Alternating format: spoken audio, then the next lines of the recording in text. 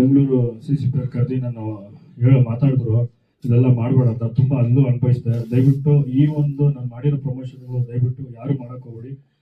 ತುಂಬಾನೇ ನಾನು ಹೋಗಿ ಸ್ಟೇಷನ್ನು DCP ಆಫೀಸ್ಗೆಲ್ಲ ಅಲ್ದಾಡಿ ತುಂಬ ರಿಕ್ವೆಸ್ಟ್ ಮಾಡ್ಕೊಂಡು ಅಲ್ಲಿನೂ ಸಾರಿ ಕೇಳಿದ್ದೀನಿ.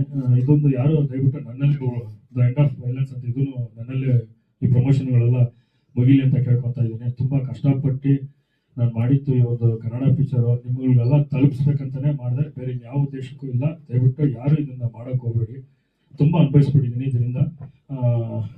ಮತ್ತೊಮ್ಮೆ ತಿರುಗಿ ಎಲ್ಲರಿಗೂ ಇದು ಈ ನನ್ನ ಒಂದು ಇಫೆಕ್ಟ್ ಮಾಡಿರೋ 3 ಇದರಿಂದ ಏನಾದ್ರು ಯಾರಿಗಾದ್ರು ತುಂಬ ನೋವು ಕೊಟ್ಟಿದ್ರೆ ನಾನು ಸಾರಿ ಕೇಳಕ್ಕೆ ಇಷ್ಟಪಡ್ತಾ ಇದ್ದೀನಿ.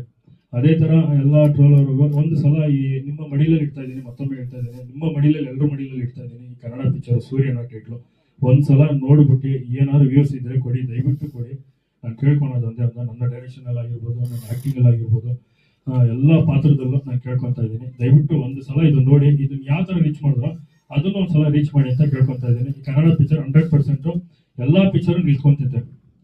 ಆ ಪಿಕ್ಚರ್ ಈ ಪಿಕ್ಚರ್ ಅಂತಲ್ಲ, ಎಲ್ಲ ಪಿಕ್ಚರ್ಗೂ ಒಂದು ವ್ಯೂಸ್ ಕೊಡಿ ಅಂತಾನೆ ನಾನು ಕೇಳ್ಕೊತಾ ಇದ್ದೀನಿ. ಒಟ್ಟಿನಲ್ಲಿ ನಮ್ಮ ಕನ್ನಡ ಪಿಕ್ಚರ್ ಬೆಳಿಬೇಕಂತ ತುಂಬ ಕೇಳ್ಕೊತಾ ಇದ್ದೀನಿ.